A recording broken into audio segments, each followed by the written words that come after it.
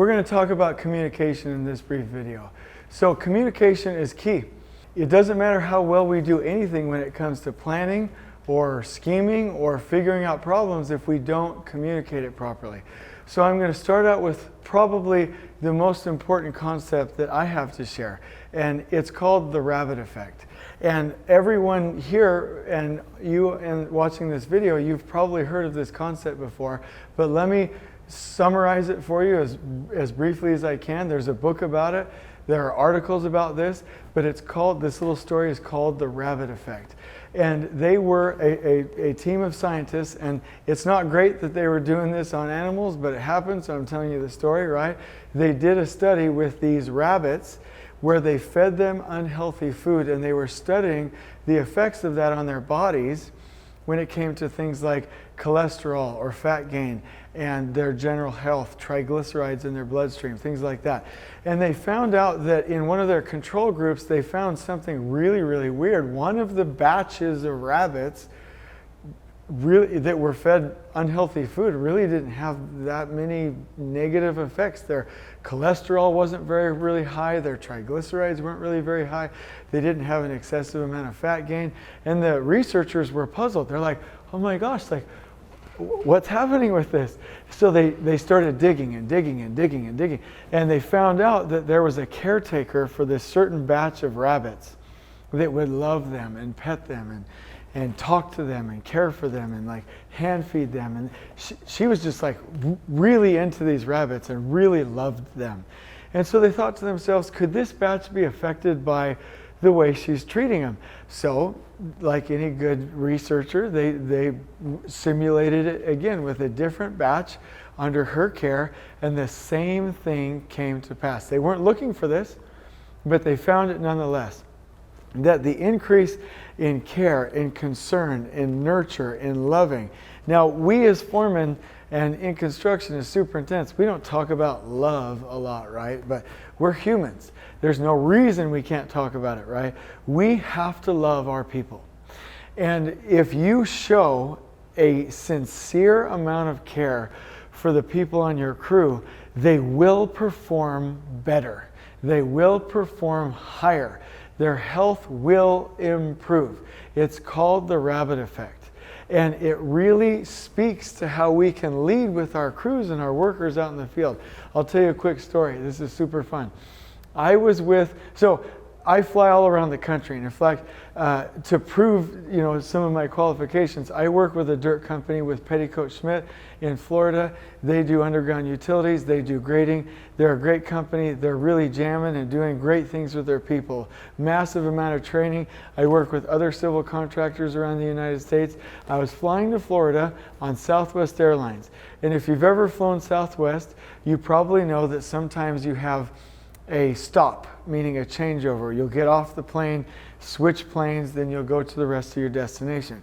Well, funny enough, when people fly with me, they're like, oh my gosh, Jason, like, why are you scheduling plane flights this way? And I'm like, I'm with my peeps. I'm with Southwest, right? It's not a big deal. They didn't have a direct flight.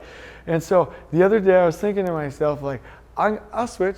American Airlines, I can probably switch over. They'll take my points, my status, and they'll make me executive platinum. I'm good. And then this happened.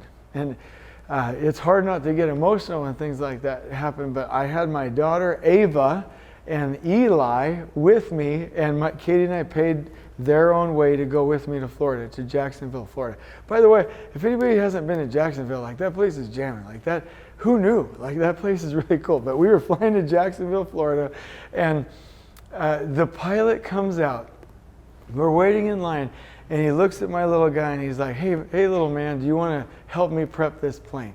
And so he took my little guy with Ava, my daughter, into the cockpit, sat him down in the seats, and it's Southwest, so people are piling in. I got to go get my seats. There's no assigned seats. So I'm like, I'll meet you in the back. And then as I get halfway down, I get into my seat, and I hear my daughter's voice say, welcome to Southwest Airlines. It's a great day to fly to Houston.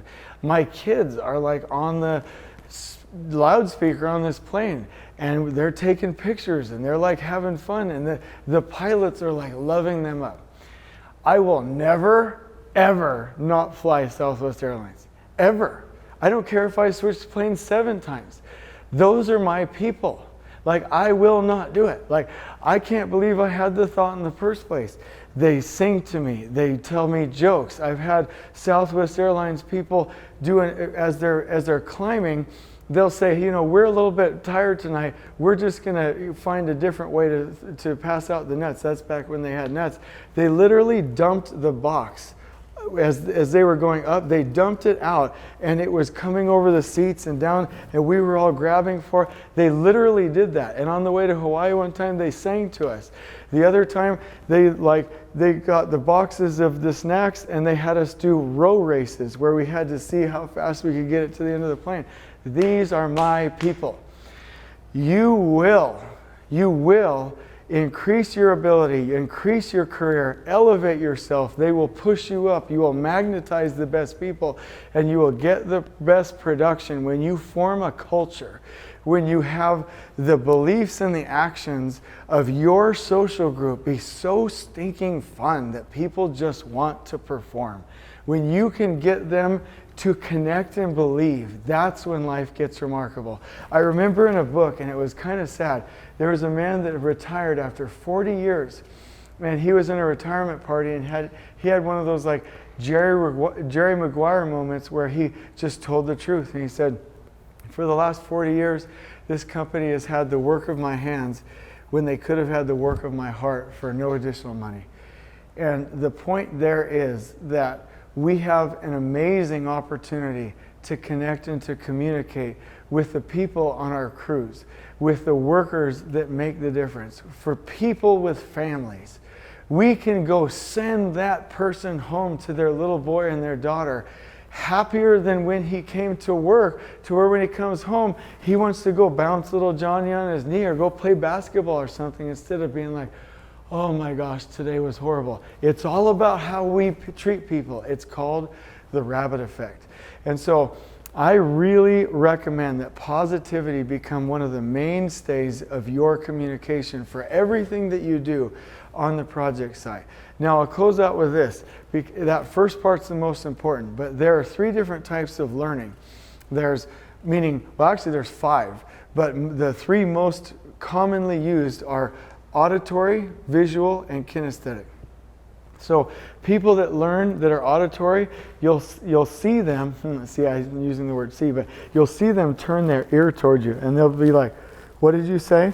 They talk a lot. They use words. They articulate. They learn through words.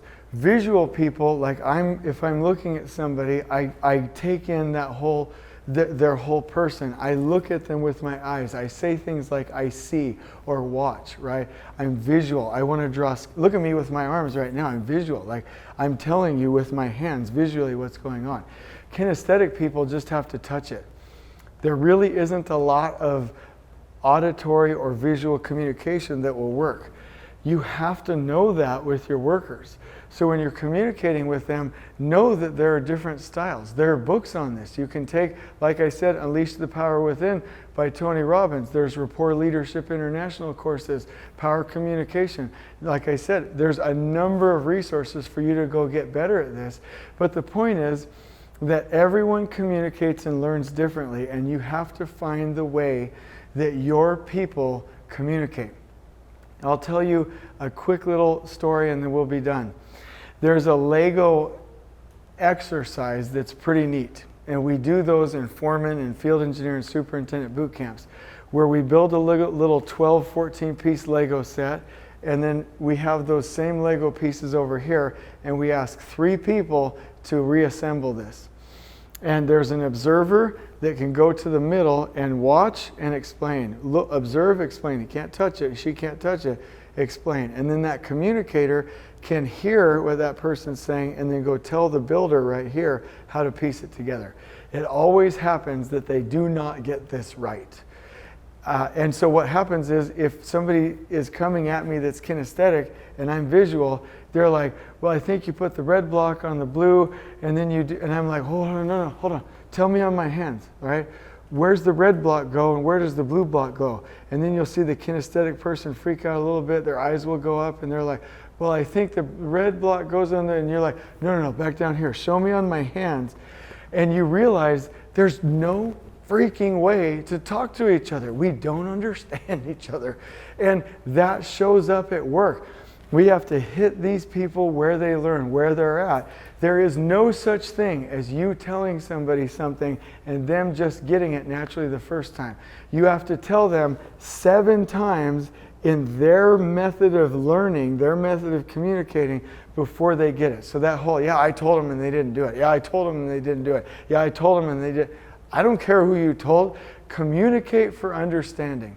We have to get it to where they understand it. So as a foreman, when they go through the orientation, when you onboard them, when you onboard them to a task, when they start that task, it doesn't matter what you said. It only matters what they understood. And you will have them understand it better when you communicate with care and positivity, and when you communicate the way they understand, the way they learn, and when you do it over and over 7 times.